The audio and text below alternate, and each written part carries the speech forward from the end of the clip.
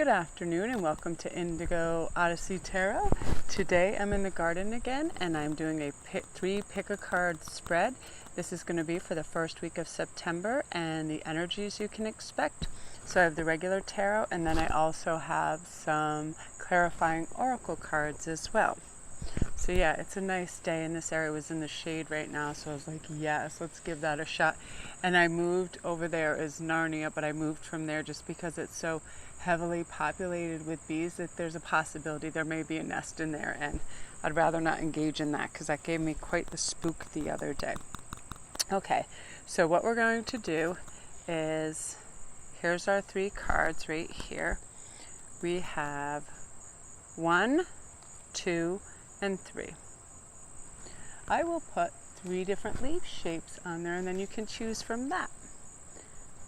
Okay, let's get one more. This one's very cute. 1, 2, and 3. Okay, so to meditate on the cards for a moment and then you can pick the ones that you would like. Yeah, it's a little muggy out today. It's in the 90s, but it's a little later in the day and in the shade it works out a little better. It's a little cooler and I really like the lighting outside. And I like the backdrop over here. It's really beautiful. The fence is all covered in ivy and leaves and stuff. It's really pretty. So I hope you can see some of that. Okay, so if you've meditated on the card 1, 2, 3, I am going to start your read for you. And I'm going to need my glasses at some point too to see what's going on. Okay, so the first one is King of Pentacles. I'm going to see if I can do the stand type of thing. I use Buddha to help hold it up, the King of Pentacles. You know, I love all the Pentacle cards because, you know, that it's about Pentacles being earth and also relevant to money and coins. The King of Pentacles, when he makes an appearance in a reading, you know, he depicts hard work and determination. He's represents a man that's easygoing and realistic, but again, he is a king, so he knows what he's about. He knows how to acquire his wealth. He or she knows how to acquire their wealth with the powerful energy of a king who, you know, they don't question their own abilities. They just do. They know they have that skill set to be able to go out and make abundance. They have that manifestation acuity that a lot of people in leadership positions have because they have the will, the fortitude. They are discerning enough to know what is going to serve their purposes so they can reach their goals. So that is a nice, strong card. I love that. And then I liked these cute little romance cards that I was using earlier. They're romance and they were like from the sexual healing tarot thing, and this was the High Priestess.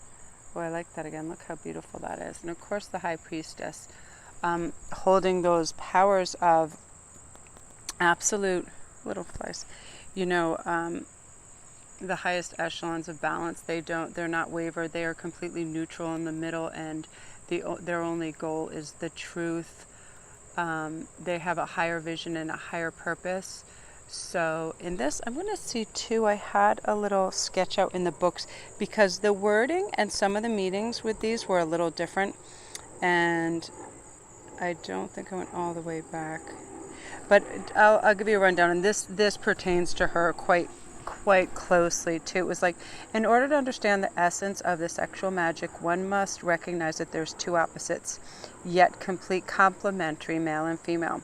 The male represents the part of the reality linked to the creation and the ability to fertilize. In the tarot particularly, the male is associated with the suit of swords and wands. And the female represents the part of reality linked to receptivity and fertility. In the tarot, these aspects are in the suits of chalices and pentacles. So, of course, being the Empress, it's the highest goal. And in this, I like to follow the visuals in this because it makes a lot of sense. In this one, you know, it's the comfort of hearth and home, and she's holding keys in her hand, you see, which in a lot of the tarot, that's the Hierophant. So she is the High Priestess in this. She holds the keys, you know, to a lot of time the happiness, grace, and sort of romance to the family, because as we know, a lot of times moods depend greatly on the mother figure in the family, or in this, the High Priestess. So that's great. That's a nice pair up, the Priestess and the King of Pentacles. Very nice. So if you chose the next one, let's see what we have here for you. Oh, the Seven of Pentacles. I like, oh, Pentacles. The last few reads I've done have been very heavy on Pentacles. I like this a lot because the Seven, this is comes up in a reading, and it's pretty much discussing the rewards that you reap after your hard work. You put in your goals, you are now accomplishing them, so it's time to reap your rewards.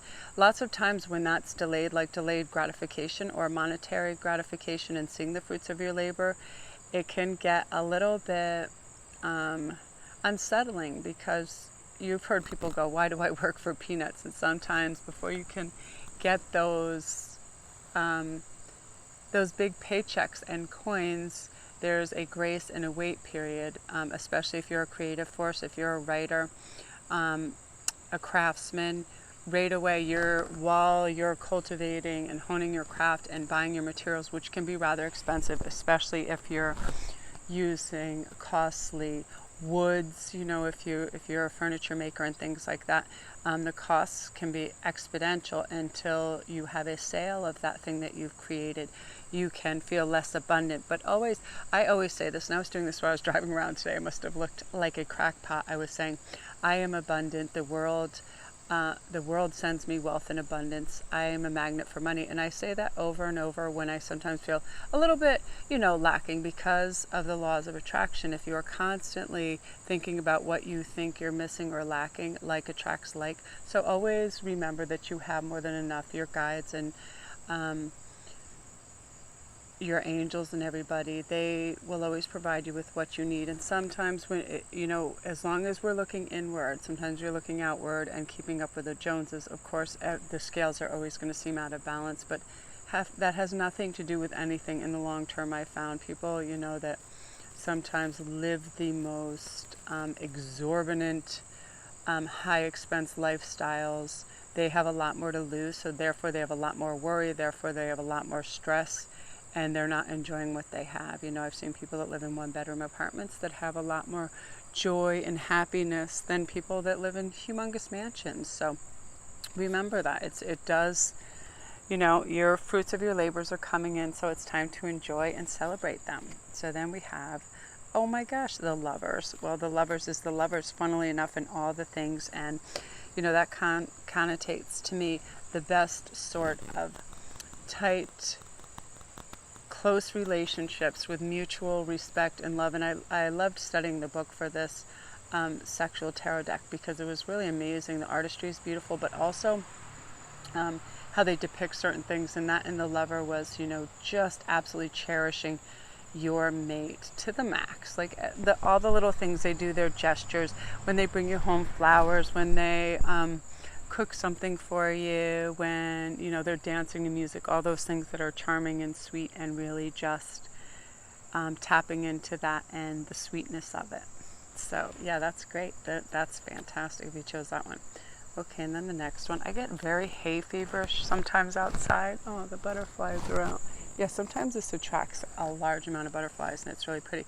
And my left eye sometimes can't even see out of it. Oh, I like this. Look at the colors in this one, too.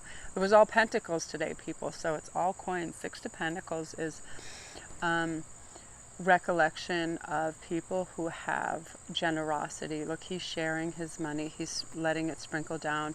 And it's also about the fluctuation of funds, the give and take. You may not always be in coins, but someone will have it for you, vice versa. All those things, sharing, caring, equal distributions of funds, especially, if you go out with your children. It's funny, this man in this card has children. Children know sometimes to the last penny the fairness of the scales of who gets what, especially if it's like at a fairgrounds or they're shopping or whatever. This is the soul and heart of generosity. And always when you have, it's always such a freeing, lovely, grounding thing to share. Because hoarding, as everyone knows, or keeping things, grasping it tightly, fear of loss of it, actually brings that about. And it also closes your heart chakra. It makes everything tighter. Being generous and open and wearing your wealth, like the world in your relationships loosely, is very healthy. Just like a loose cloak, you know, things come and go, they're temporary. And while you're abundant, you should always share in that, because it's good karma, and again, it's the law of attraction. And this is the Four of Pentacles. You know, I'm going to look and see too if I have the specific thing on that, because I love the things that are depicted in the book for that.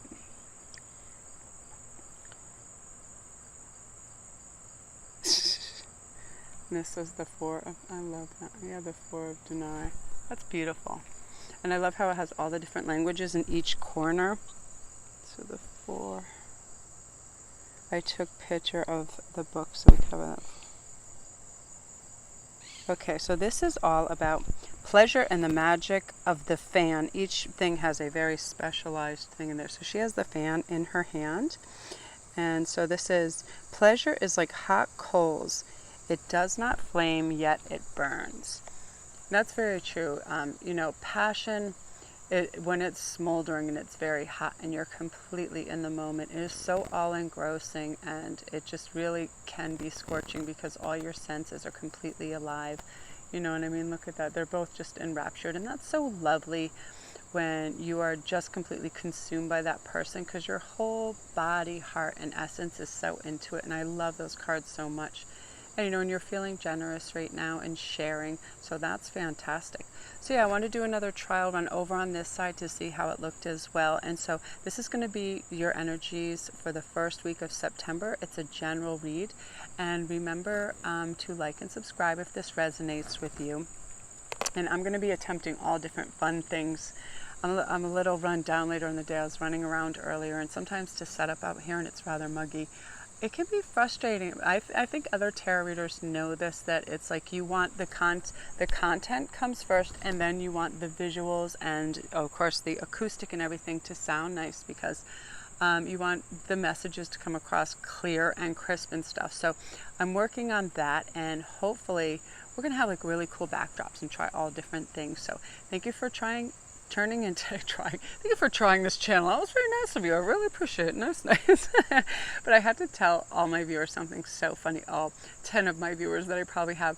I have just begun this. This is only my second week. And the funny thing was that most of the videos had, you know, a certain amount of views. And then when I began to use these cards, which are a little more spicy, it increased tenfold. And it was only within hours. Like the other ones took slowly days to sort of gain momentum through word of mouth and friends, but this in like 2 hours literally had 10 to 15 times the viewership. So people like that. They like a little spice and stuff. So thank you for tuning in. I really, really appreciate it. Thanks.